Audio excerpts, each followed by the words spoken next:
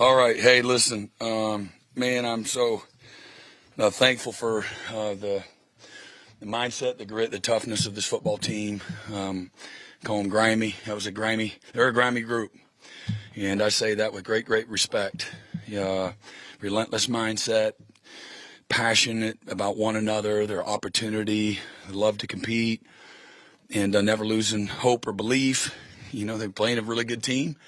It's been a really good team against everybody they've played. They've played all the one-score games outside of the A&M game that really blew up into the third quarter after a fake punt and backup quarterback that played for them. So, the stats don't really – there's nothing to quote-unquote really, brag about for y'all.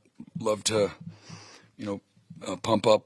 Everybody gets excited about a lot of offensive statistical things that show up. But, man, I know we had more yards per play and more yards per carry, 3.2 to 2.0 in the yards per carry, 4.5 to 4.2 in yards per play. We did what we needed to do to win.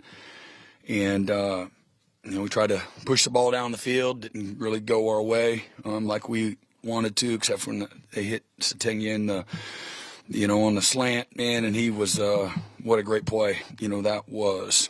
And, but the second half, I think they had 9 rushes, went for 0 yards, and I thought, again, defensively, just, again, punt, interception, punt, downs, interception. Just second half was fantastic. We had a great drive. We had to settle for a field goal coming out of halftime. And just some amazing moments. I'm always fired up when we're playing to our ability. Made a few slight adjustments in the second half defensively. And really, our guys just, man, their will and their toughness were just, fantastic.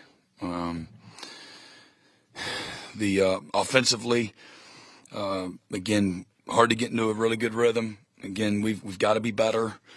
There's more there. We missed some opportunities to stay on schedule, and we'll learn from those. And again, I told the team we were 8-2 last week. We're 9-2 this week, and nobody is. I'm proud of our guys for a body of work and a relentless commitment. And but nobody's handing out trophies. There's no badge of honor other than, playing, the game a certain way. And physical, took care of the ball, +2 again. We're +10 the last 3 games, and or 10 turnovers the last 3 games, and that's how you got to go win. And, we had 2 takeaways the first 6 games and then 10 in our last 5 games. So really great work. And so with that, I'll open it up. The slant to Isaiah, you weren't playing great at the time. Things were going against you. It seemed not just flip the score, but flip the momentum. Who wasn't playing great? The offense? Well, because they weren't either then. Yeah, but you've given up a drive or two that you weren't proud of, I'm sure, too. But either way, yeah. I mean, it seemed to flip the score, but also flip the momentum from that for the rest of the day, really. Yeah, I think that's fair. It really created a spark. We go up 7-3 there. Is that right? Went up 7-3. Huge play. Again, against the defense quality of Missouri, you can create an explosive play, hit a guy on a runner, and make some guys miss, and leaves them almost 80-yard touchdown. That's a huge play in these kind of games, absolutely. And it created momentum and belief and all of those things. So it takes those things, to ability to execute, be able to protect, be able to get open, and catch them in the right call. So great job, by John and the line and Isaiah. Defending Hardy, they had that first drive, and he had a few runs there. And I think, you said in your opening statement you made adjustments in the second half, but you started to make you guys made improvements. Yeah, right after the first drive, Yeah. Again, they're going to get some. We were a little soft, and sometimes we're playing coverage and we're light box, and let's see what we can get away with. You don't always know, until you get on game day. You just can't sit there and load the box every play either. And sometimes it's a cat and mouse game. It's, and for them, their job is to try to keep us off balance, and our job is to do the same. And then you start figuring out where your matchups are and kind of what they're leaning into from a DNA. And you can tell what they believe by what they do, and how they're attacking you. And so our job is to identify that quickly and be better. And I thought we got better. I told y'all, maybe I didn't tell you, and I told somebody, but I spoke to here in media-wise this week that in a lot of their games early, they give up. Teams have given up a lot of rushing yards to them early in the games because it's hard to emulate. It's kind of like a triple option team. The precision of their O-line, the style of runs. There's not a whole lot of teams that do what they do and how they do it. And then the power of the running backs. Their balance, their strength, their explosiveness, their center of gravity. It's hard. And again, usually you see that, but thankfully we started knocking the pile backwards a little bit more often, and pushed the pile the right way and got things under control. And again, first half, I think they had field goal, 14 play, then they went punt, and they had a field goal attempt, 6-play, 60-yard drive, and then they go 3-and-out punt. And then we did a crappy job right before half on the 2-minute drill, just crappy by us coaches, and gave up a 77-yard drive there right before half, just because we just didn't I didn't call it right, and then but it came out in the second half, man, and just really again punt, interception, punt, downs, interception. I know I said that already, but so our guys really buckled down. Grayson Holton had a career high 7 tackles. Eli intercepted another one. Great play there. We had several opportunities in some really competitive places. We had the penalties go the wrong way, and I thought we were really competitive spots there. And we gave up a few of those conversions. Gave them the ball back. A team that's hard to defend, and gave them the ball back. And some of those, we gave them, I don't know if that was 3 or 4 penalties. We had one on the sideline that doesn't represent us the right way, and everybody deserves some grace, and we got to be better there. And then Reggie got kicked out of the game. How'd that look on tape? Yeah, was it? But anyway, guys did what we needed to do, and I love the cadence and the rhythm of this team. And having done this a long time and been on different teams that have different styles and different DNA, we got a really nice cadence and rhythm, belief system, synergy. I've been talking about that. I think that was a difference maker today. And but more than anything, guys, just grimy and winning a certain way. And it starts with mindset, the physicality, taking care of the ball, being patient when you need to, taking what's there. And we can be better in all those areas. Need to be better and continue to improve. I believe that there's tremendous opportunity to continue to improve. Several guys, again, that are playing significant roles are still very young players, and will continue to get better. And again, got another great challenge, sitting in front of us here going into, next weekend. You talked earlier this week about your running back depth, Xavier Robinson today. I just brag on him. He showed up on Monday. He got a sprained knee, and this is the guy. Some guys might run to the sideline of the training room, and he didn't. And he's like, put me in a brace, and let me go on Monday. And that's what guys from Carl Albert do. They show up, even when it hurts. And going into, talking to our players back in fall camp, talked about, this is football, and there's not, if you're playing a role there, you're probably not going to feel 100% from here on out, moving forward. And you want to play this game at a high level, and you want to be successful and somebody that has value, then man, you're laying on the line at 70, 75, 80%. And, that's the reality. And so we can't have a bunch of race cars around here, Lamborghinis, that everything's got to be just right, and have the premium fuel and the lug nuts and all those got to be just right. This is football, and I just have a great appreciation for our team that share that, vision and philosophy, and I'm not going to miss this opportunity. So Talked about respect for winning, respect for what it takes, respect for the jersey, the name on the front, the name on the back, respect for this opportunity, these opportunities. What's in front of us don't always happen, so don't get bored with it. You know, the routine, the structure, week 11, whatever, week 12, whatever it is. You know, really value, you know, this opportunity and respect for your teammates too. And nobody can have success by themselves, and we're all dependent upon each other to share in that success. And so, you know, show back up, ready to go. You know, renew your spirit, get your mind right, enjoy tonight, and stay humble, stay thankful, stay hungry, and get ready to go back at it again here, you know, on Monday. Second straight week, the Bourne brothers come through for you. Yeah, I mean, I love those guys. I mean, they're a joy to coach. They let you push them. They're willing to have honest conversations. They take responsibility when it ain't good. No finger pointing, no blame. That's just two guys that represent everything that we're about the right way. They're excellent playmakers, and nobody's perfect. And but great young men, great teammates, great family, and huge impact, you know, for what we're doing on defense. Cadence of this team, and in today's era of football, the cadence that's expected is a lot of points, and people get really uncomfortable. Who said? Who said?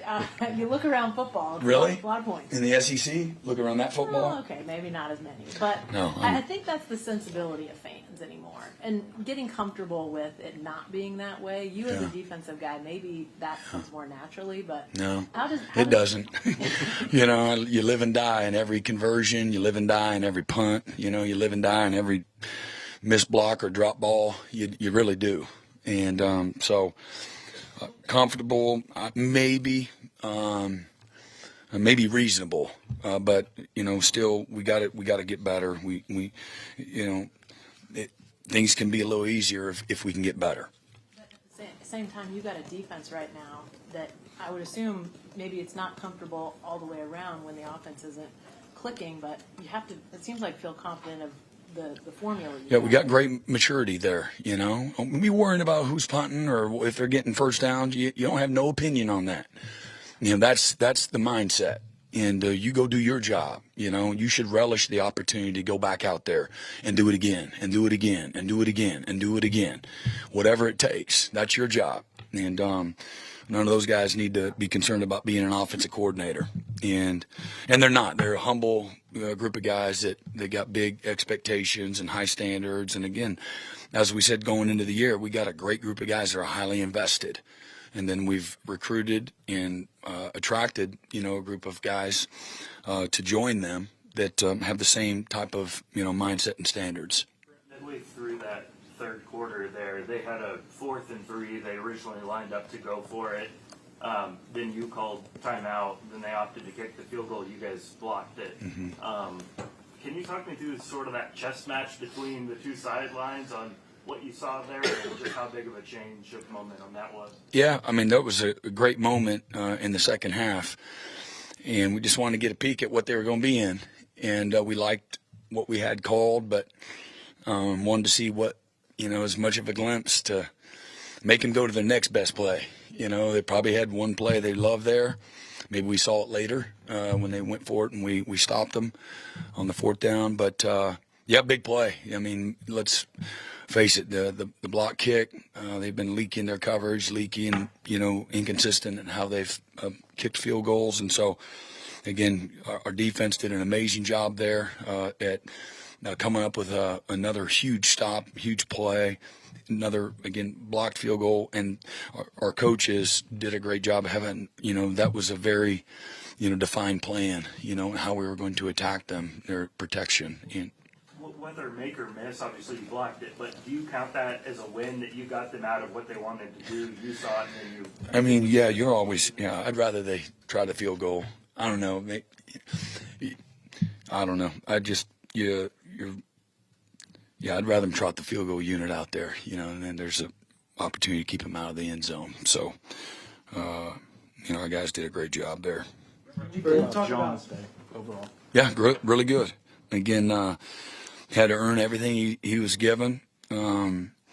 Again, 2 touchdowns, 175 yards. Missed a couple, made some really good plays. Ran every single one of his yards were earned, hard-earned yards, and again took care of the ball. And that's a winning formula. You get good defense, good special teams, take care of the ball, win the margin, outrush them. And again, that was the nation's leader in rushing and the number 1 team in the SEC comes to rushing per game, and our guys outrushed them 3.2 to 2.0. And so everything goes through the quarterback. We all know that. 100% in the red zone. We got down there, able to keep that streak alive, scored a touchdown, and had some other opportunities too that we'll learn from. Brent, can we talk about Jacoby Johnson? You made that. What a good play. That was right after Reggie had the targeting the next play. Yeah, we had an edge pressure, zone blitz, and he did a great job. They came out with a formation that we hadn't worked that exact route, but he just played, his fundamentals and technique within the scheme, and that's a really good example of we've had some sound issues here in this room here the last couple of weeks, so I think we're back on. And right on time, but no, Jacoby, that just shows his growth and maturity. Remember, he came here as a country cover 3 corners, really a dynamic skill player on offense, and that just, for me, that just showed this great maturity in his development, and had big vision they ran, I think, maybe a triple post, and he had big vision on the over. Quarterback didn't see him, and then he got himself in position, went chest to chest, and then speed turned and got his eyes back around, became the receiver. And it was a clinic play and a huge play. Talk about a momentum killer, and again, just everything today was going to be hard.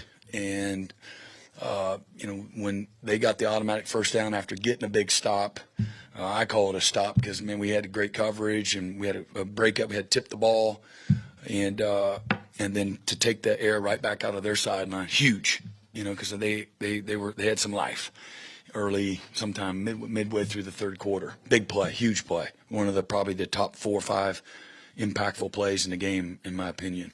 Brent, Heineke led the team in tackles today, and obviously just over the whole course of this year, he's had a much bigger role than he did previously, and so I just want to ask you, what has led to him having such a big role this year? Yeah, I'm thankful for his persistence, his determination.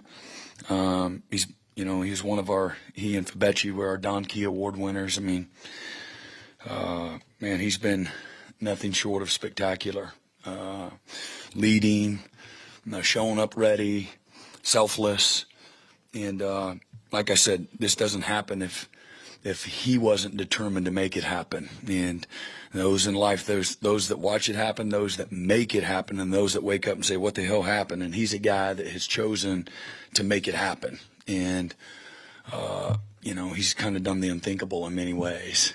And it goes out of high school on scholarship to Ohio State as a lacrosse player. And next thing you know, he's a Don Key Award winner. He's on one of the best defenses in college football, one of the best teams in college football, and he's has a big time role, big time impact. So really a cool story, and really, really proud of him. All right, Thanks, Brent. Appreciate y'all.